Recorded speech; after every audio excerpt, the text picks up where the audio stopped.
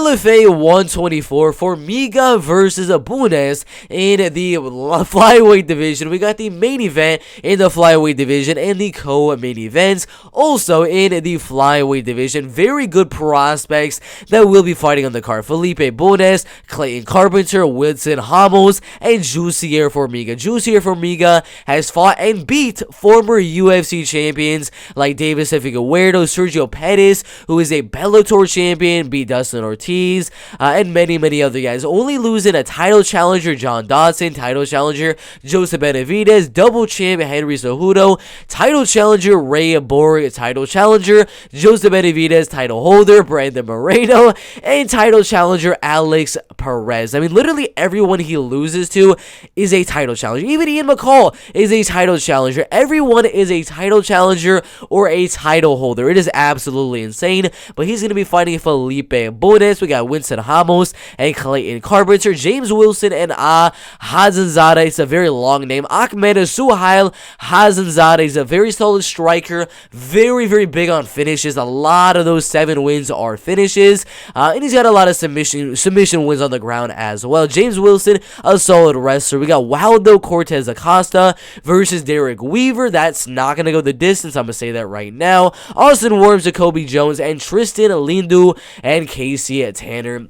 Yeah, full card prediction. We're going to go right here to the bantamweight division. Kasey, Tanner, and Tristan, Lindi in the bantamweight division. First thing you want to look at is the record. 2 wins and 3 losses. I'm going to say it right now. The record does not show the full story. He's fought very legit guys in all of those losses. The first one being Chris San Jose, who at the time was 1-0 and is now 8 wins and 1 loss in his MMA career, only losing to a UFC fighter in Journey Newsom. So that is his only loss to a guy whose only loss is going to be in the UFC. That was the first one back in 2017. The second loss to Arnold Jimenez, a 7-2 guy that's right now on a 5-fight win streak. Another fight that really is not that bad of a loss in my opinion. And then after that, when he fought John Duma, again, not a bad loss whatsoever, coming out with getting a Darshak over Tristan Lindi. Before that, getting wins inside a Bellator over Mike Kimball as well as Will Smith. So a Bellator fighter, a very solid, undefeated, almost undefeated, 8-1 prospect, and then a guy that's on a 5-fight win streak. Those are the only losses for Tristan Lindi. So do not look at the record because he's fighting some solid guys, but he's got some decent striking. All of his wins are by knockout, but a lot of those losses are by a submission or on the ground with the wrestling and grappling. And overall, my prediction is going to go Kasey Tanner. He's a much better wrestler. He's a much better grappler. Striking, I would say he's going to be pretty 50-50. In terms of power, I'd probably go Tristan Lindi. In terms of speed, maybe volume, I'm probably going to go Kasey Tanner, but I don't really think the fight is going to stand the feet. I think it's mainly going to be more of a grappling, wrestling type of fight. And Kasey Tanner, being the much better wrestler and the much better grappler, is probably going to go and look to take the fight down and finish Tristan Lindi there as well. So my prediction here, Kasey Tanner submission in the second round. Really good fight in the bantamweight division. Austin Wourms and Jacobi Jones in the lightweight division. Jacobi Jones is coming off a very close fights in the last one with Logan Paxton. Logan Paxton's a very solid guy, really good striking, very good wrestling, all around very good MMA fighter. That was a very close fight. Before that, getting a submission win and another decision win. In his amateur career, only losing once to John Nelson right here, who's doing pretty solid with a 4-2 record as an amateur. But I do believe in this fight, Jacobi Jones is going to have the much better boxing, kickboxing, clinch game. And then we go into the wrestling. Wrestling is pretty even. The grappling, I would say, goes to Austin Wourms.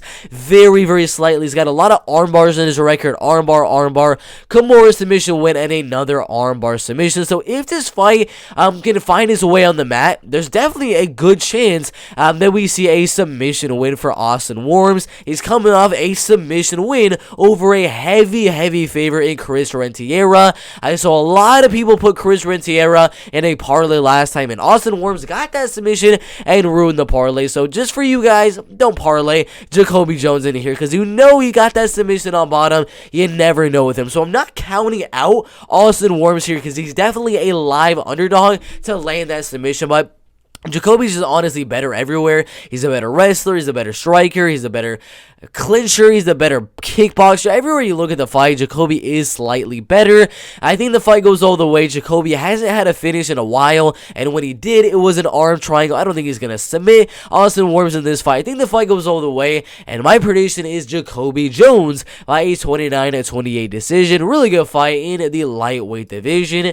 Waldo, Cortes, Acosta, and Derrick Weaver in the heavyweight division. Waldo, he's coming off a very, very solid win. You look at the last fight there, beating Mo DeReese by unanimous decision in a Bellator. Before that, beating Jordan Powell. That's another pretty decent win over a veteran who's fought inside the LFA many, many times in his career. He beat him by unanimous decision and got many submission wins as well.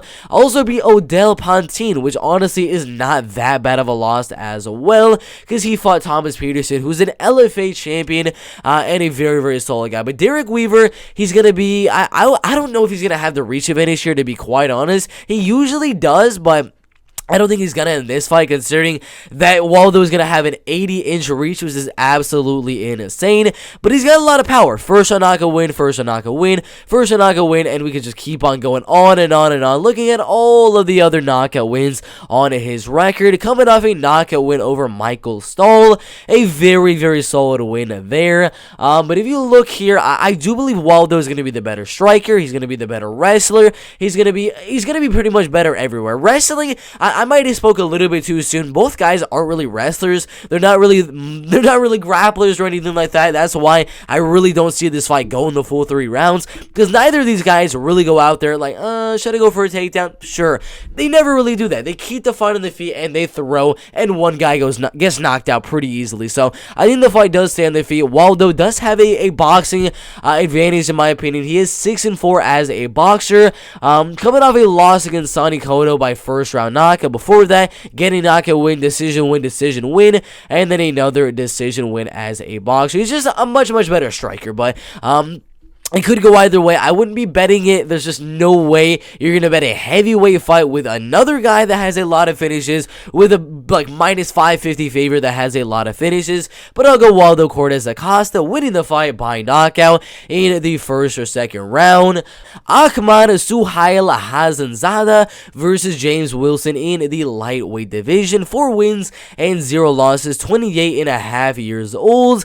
Going to be a little bit less in terms of the height and in terms of the reach, as Ahmad is going to be about 3 to 4 inches taller than James Wilson, but none of that really matters. When you think about the big picture, does height, does reach, does all of that type of stuff matter when you are on the mat? Doesn't really matter unless you're going for submissions, which Ahmad can definitely pull out of the bag. He's got a couple of submission wins on his record, but none of them are really they're not really, like, if his height is a lot bigger than his opponent, it's not going to really help him get a guillotine or a rear naked. Maybe the reach could help in that, but I really don't know what his reach is, but the height really is not going to matter too much. James Wilson going to be the better wrestler, the better grappler, going out there looking to take down Ahmad multiple different times in the fight, and Ahmad pretty much going out there looking to get that finish. Got a lot of finishes on his record. Out of those 7 wins, pretty much all of them are finishes, 4 submissions, and 3 knockout wins. All of them have been on the ground, but if he's going to get that submission, it's going to be a guillotine. He's got 2 rear nakeds in the second round, but if he's going to get that submission, it's going to be the guillotine. He did show that against an Uzbekistan fighter in Timur Hajamov, and he submitted him by guillotine in the very, very first round, very, very fast. That could happen. That's why I don't necessarily think that it's 100% James Wilson, because we know that wrestlers usually go for that double leg, get you down, and sometimes they could get caught in the guillotine. So it is a close fight. Could go to Ahmad just because he might pop in a submission, or maybe just go crazy in the striking and knock out James Wilson. But the most logical approach and most logical answer to who's going to win the fight is going to be James Wilson. Better wrestler, better grappler, all that type of stuff. Going to go out there and grind for 3 rounds and win the fight by a 30-27 decision. Really good fight in the lightweight division. Clayton, Carpenter, and Windson Ramos in the flyweight division. Co-main event for LFA 124. 5-0 versus 4-1. 25.5 years old and almost 30 years old. I'm going to say it right now. I'm going Clayton Carpenter. This dude has been on my radar for quite a while. I mean, I've been doing predictions for this guy for a while now. I started my YouTube channel back in 2020 in June, and I've been doing predictions for him for quite a long time. I did one. He got a decision win over Manuel Medina a very, very long time ago. He was a pretty big favorite in that one. Then after that one, got a knee bar in the very first round over Nick Clem. I was very confident on that one. Then he fought Ronnie Kilohi. That was a pretty decent step up in competition, fighting a guy that also had some really, really good power. And at that time, we really thought of Clayton Carpenter more of a guy going out there looking for that submission, but he got another knockout win by a head kick early in his career, so why couldn't he do it again? And just what happens? 13 seconds, he does it yet again. Absolutely insane. So you never know with Clayton. He's a really good grappler, very good wrestling, and he's got the kickboxing. So Windson Ramos being a very solid wrestler and grappler himself, he could go out there and get a submission on Clayton, but Clayton is also very good down there, well-versed in grappling and well-versed in the wrestling. The fight will stay on the feet, and Clayton, being the much, much better striker, is going to knock him out. Clayton Carpenter's second round knockout right there in the flyweight division. Jussier Formiga and Felipe Bunes in the flyweight division. It is going to be the main event. Felipe Bunes, 11 wins and 5 losses. Going to be a little bit younger, of course, a little bit taller, and I'm not too sure about the reach there, but he was on a 3-fight losing streak in the ACA, so a lot of those Russian fighters. Then he came back with a triangle armbar submission. A lot of submission wins for both Felipe Bunes as well as Jussier Formiga. 8 submissions, 2 knockouts, and 1 decision win right there. If we're gonna have to go to who's the better striker here, I would have to say Jussier Formiga, even though he's coming off that knockout loss to Alex Perez, getting knocked out by Joseph Benavidez, and losing to Brandon Moreno. It doesn't really matter. He's got very, very solid striking and very good wrestling and grappling as well. I do believe the grappling and wrestling will be very even. I give a slight advantage to Jussier Formiga, and he could go out there and just grind out a decision with that wrestling and grappling, but he's also the better striker. So everywhere you look at the fight, he's the better grappler, he's the better striker. He's literally better everywhere you look at it. Maybe Felipe can pull off some crazy triangle or guillotine or armbar or something like that on the ground, but I highly doubt it's going to happen. Maybe if he attacks the leg like Alex Perez did, or just goes on a flurry on Jussier Formiga, that's what he needs to do here, because everywhere else, like in terms of pure skill, technique, experience, it all goes Jussier Formiga. So Felipe needs that finish, that flying armbar, the triangle choke, the guillotine, the crazy knockout. He needs one of those. It's not gonna happen. Jussier Formiga by a 30-27 unanimous decision. Really good fight in the flyweight division. Yeah, guys, that is my full card prediction for LFA 124. Formiga versus Bunes. I got Jussier Formiga winning that fight. Clayton Carpenter, James Wilson, Waldo, Cortes, Acosta, Jacobi Jones, and Kasey Tanner. But the fight that I feel could definitely go either way is going to be Ahmad Hassanzada. That fight could definitely go either way. And Waldo, Cortes, Acosta, Derrick Weaver. Do not be super confident on Waldo. You never know with the power in the heavyweight division. Derrick Weaver could upset a lot of people. And then Austin Wourms, the submissions on bottom can definitely make him a very, very live underdog. But if you want to see all of the bets that we will be making for this LFA 124 card, you can become a member. Just look in the comment section below the pinned comment, and you will see how to become a member and see all of my bets I will be making for LFA 124. Like the video, subscribe to the channel, and everything like that. And we'll see you in the next video. Let's go.